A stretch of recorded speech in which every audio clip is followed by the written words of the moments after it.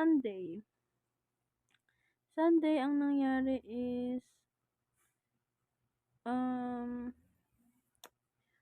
nag-ano lang, naglaba.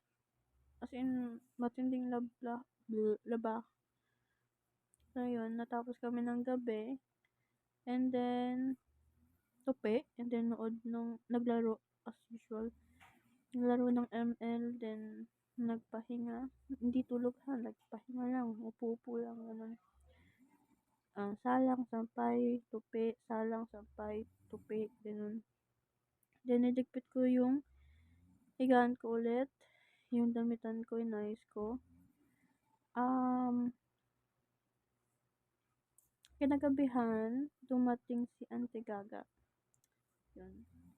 Then, Sunday, yun po nangyari. Wala. Umuwi si Ate May sa dorm. Bumalik sa dorm niya. Kasi may pasok siya noon nung umaga.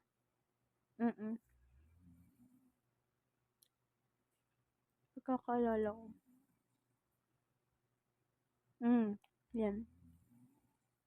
Then, nagpa-hair color si mama. Highlights lang naman. Then, nagpagupit si mami. Then,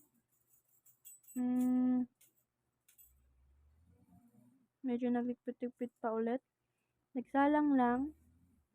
Sampay. Then, tupi. Yun. Naubos yung tupiin. And then, bago salang na lang yun.